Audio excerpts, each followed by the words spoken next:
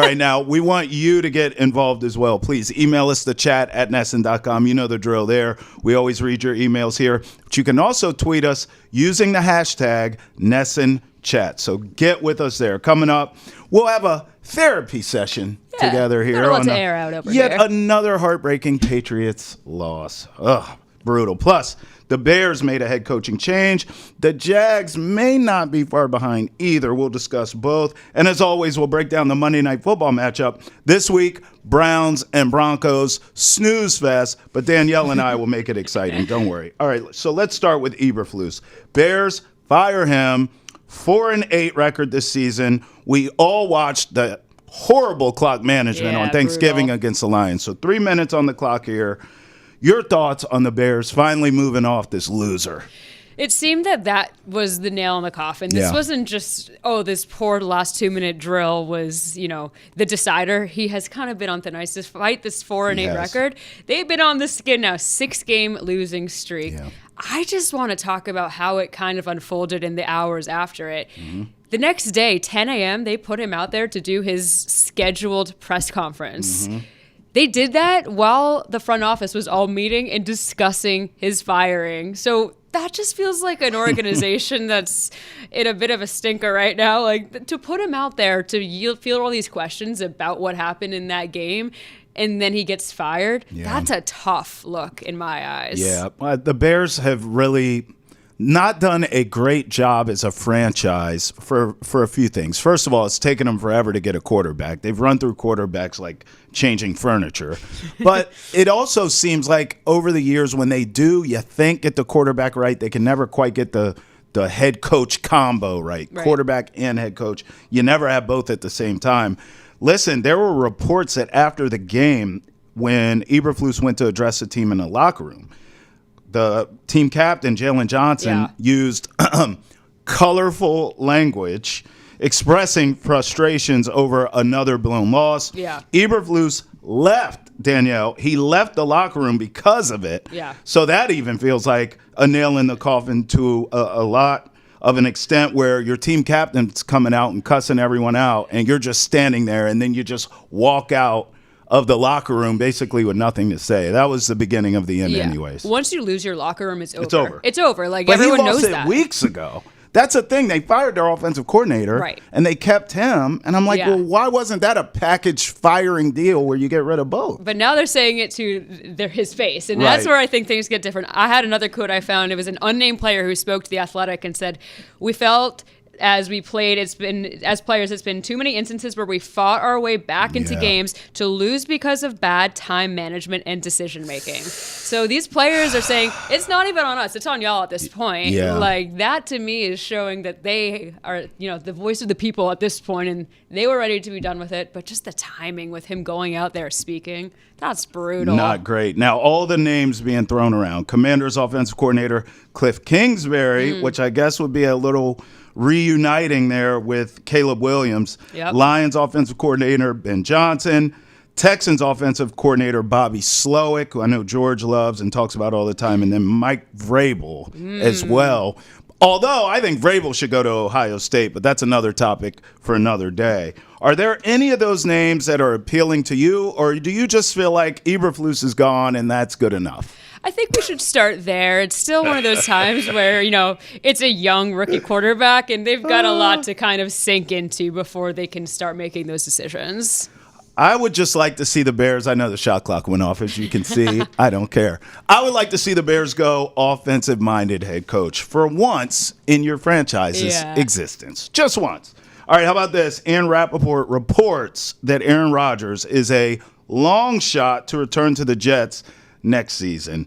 My question to you, Danielle, is why is it a long shot? Why isn't it a sure shot? Let's put 3 minutes on the clock here. Here's a report from Rap Sheet. I mean, my thing is it should be a sure shot because Rodgers is washed and he stinks. So I don't want a long shot. I want a sure shot. He ain't coming back. I mean, and by the way, I'll say this too. I don't think Aaron Rodgers' market will be as good as he thinks it will be. Does that make sense? Absolutely. It's not what he was coming out of Green Bay when it was a huge deal that the Jets got him. It's going to be a very different market for any team who could potentially be looking at him. Yes. I think it's not a sure shot because we've seen, because of Rodgers, they've lost their head coach and they've lost a GM in this time because maybe people didn't agree with him, and Aaron Rodgers got his way and they were kind of riding with him over some of their other people like Saleh and Joe Douglas, for example. Those are two names that have been gone in the last month, and that's maybe because of Rodgers. So he said, oh God, here we go. Ready? Yeah. Obviously, we haven't had the success we've wanted to have, but I've made some great friendships on my team, and I live and enjoy living in New Jersey. Oh. That to me. Well, that's different. He said, I have loved living in New Jersey. That's a lie. All right, Aaron Rodgers. Yeah, pure lies. Look, I'm actually talking to you about the market for him. I just jotted down some teams off the top of my head that need quarterbacks that we know for sure. Mm-hmm. And, things change. There'll be some jobs opening up that we didn't even see coming. But for sure, Giants, Raiders, Titans, Browns. I mean, the Browns, I don't feel like can afford them because of Deshaun Watson, right? So I'm going to take them off the list. Giants, Raiders, Titans. Obviously, most of these teams, if not all of them, will draft a quarterback. But do you think any of them will go after Rodgers? Do you see a good fit out of any of those? My gut sort of tells me the Titans in a way. Maybe. Only because they do have a young quarterback there who could use some more seasoning and sitting behind Rodgers. And then it's Nashville. It's not a huge media market, right? Not that he struggled with that with New York, but I don't know. At this point of his washed-up career, just like go to a cool city, fade away. It's not a huge market there. I just think maybe the Titans make sense. That could be it. And again, he's going on 41. He is. The age is in question. I just don't know what he's got left in the tank. We're seeing the decline week after week at this point. Could he retire? That's, I think, more likely at this point because he said if it's up to him, he would stay in New York by his choice. But that doesn't mean he's not going to be retiring potentially either. All right, shot clock. Gut feeling at the buzzer, even though the buzzer's fast. Retires or plays for another team, if you had to put your finger on it. Retired is what I'm doing personally. I think that's more likely. I think he's going to another team, and he's going to stink and then ruin his legacy. Like, he's going to be like, okay. He doesn't want to go out a loser is what he wants. That's what he's going out, though. Right. That's what I think. That's my guess. All right, last one. Jaguars QB Trevor Lawrence. This one was brutal. Yeah. Danielle, we watched this together. Trevor Lawrence suffers a concussion after sustaining an illegal hit to the head against the Texans. I mean, here are the pictures here. They're brutal. You and I watched this live in action at the same time. And I don't know how you feel on this. I want to get your takes, but I was yelling at the moment. Why is he even in the game? Yeah, you were. The Jaguars season is over anyways. He had come back from injury. Just shut him down. He's signed. You got him signed, sealed, delivered. He's got the bag. Like, just, you're going to have a new coach there. Doug Peterson should be fired today, if you ask me. Mm-hmm. Or yesterday. Right. But I'm just looking at this like, why is Trevor Lawrence even playing in a meaningless season? Yeah. And if you don't play him and you play Mac Jones, you can get a better draft pick. I just don't even get why he was in the game. Your thoughts on this? Yeah, it's tough to see. Just any of these concussion things you're seeing. Of course, we've seen Tua as a prime example. We even saw Drake earlier this season go into protocol. This one obviously was a much nastier hit that looked a little more, serious looking, and that's why his team reacted the way that they did. That fight around afterwards, honestly, that shows to me that they like their quarterback, that he is their leader, and they want to back this guy. They've shown that this is someone they want to support, and when you're going to wrong him by, doing a very nasty hit to the head when he has already slid, that shows to me a team that is backing this guy. And that's great because they've got the money back to also talk about it with him. Yeah, I just, listen, I think it's as simple as this. In Boston here, we'd be going crazy on Doug Peterson. Jacksonville, kind of what we just talked about even with Nashville's media. They're not going to be as brutal as we would here. But I just think Doug Peterson needs to be held accountable for this. Your season already has stunk. And that was with Trevor Lawrence, by the way. Let's not let him off the hook here, even though he got hurt.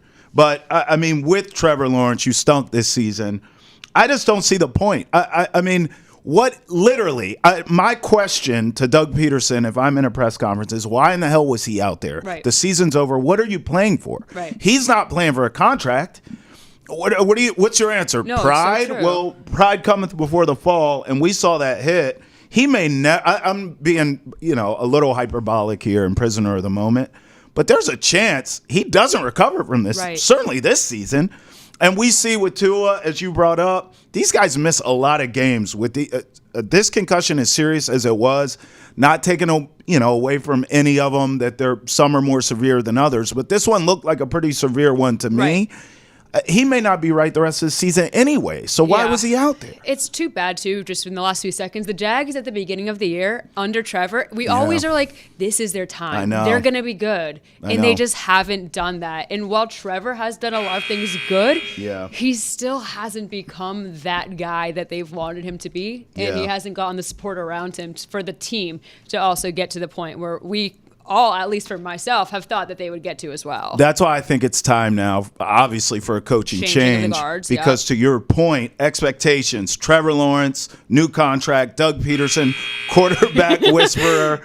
At some point in Duval, you got to hold somebody accountable. Duval I think it's Doug County. Peterson. I really do. You need a new coach.